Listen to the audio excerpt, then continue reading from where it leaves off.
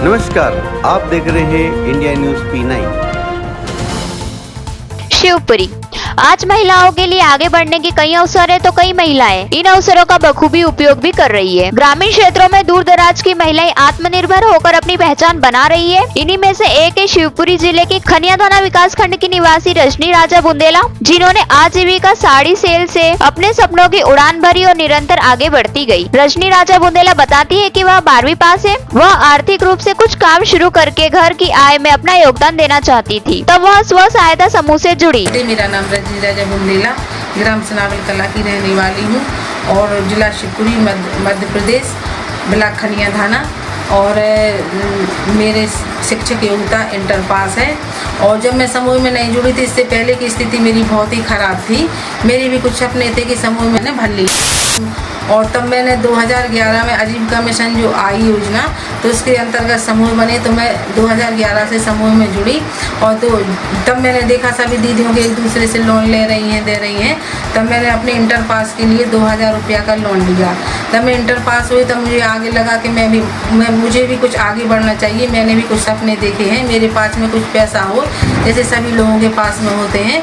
तब मैंने फिर 1.5 लाख का ग्राम संगठन से लोन लिया और एक अपनी राजपूतानी पोशाक साड़ियों की दुकान डाली। और वह दुकान मैंने खनिया थाने में डाली। दुकान इस तरह जब मैंने माल भरा तो मुझे लगा कहाँ से मैं माल भरूँ, कैसे भरूँ। तब मुझे कोटेशन लेके और मैंने जयपुर से, राजस्थान, इस जगह से माल भरा और माल को अपने खनिया थाने में दुकान में रखा। तो मेरा उस टाइम माल बहुत ही अच्छी तरह से बिका। 2.5 लाख रुपया की मुझे एक बार में ही फ़ायदा हुई। इस तरह फिर मैंने 2.5 लाख का दोबारा माल भरा। तब मुझे फिर 3 लाख 4 इस तरह का मेरी दुकान में सभी प्रकार का माल मैंने भर लिया।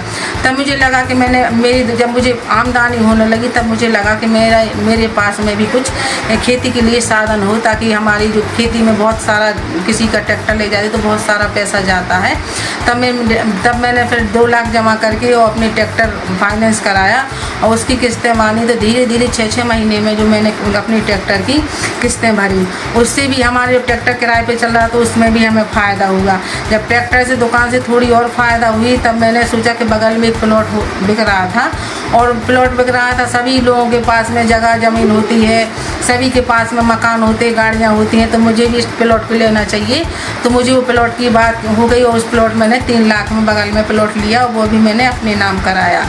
इस तरह जब मुझे प्लॉट में ले लिया, दुकान मेरी बराबर चलती रही। ट्रैक्टर में से होती किराए पे गया तो उसमें फ़ायदा हुई और खेती से भी हमारी एक फ़ायदा होती रही। तो तब मैंने फिर अपनी एक गाड़ी खरीदी और गाड़ी जैसे सभी के पास में गाड़ी होती, सपने तो ऐसे धीरे धीरे जब पैसा आता तो सपने भी अपने बढ़ाती गई। तो तब मैंने फिर स्विफ्ट डिजायर गाड़ी खरीदी। मेरी गाड़ी भी किराए पे जाती है, पार्टी वगैरह में जाती है, तो उससे भी मुझे बहुत फ़ायदा हुई।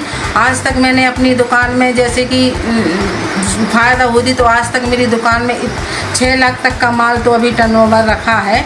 और बाकी मैंने अभी तक अपने जो गतिविधियाँ चालू की हैं, जैसे कि अभी मैंने तब फिर मुझे ऑफिस में प्रशिक्षण भी मिला, तो तब मैंने FNW की CRP बनी, उससे भी मैंने पैसा कमाया। और तब एक हमारे फिर लोक अधिकार केंद्र भी खुला, उसमें उसका प्रशिक्षण मैंने लिया। तब फिर मैंने समता सखी के पद पे उस पर भी कार्य किया, तो उससे भी मुझे आमदनी बढ़ी। पर मैंने अपने मेहनत और अपना सपने अभी पूरे रोके नहीं, आगे भी बढ़ती गई। इसलिए आज तक मेरी जो दुकान है वो 6 लाख तक की अभी मेरी दुकान है भी।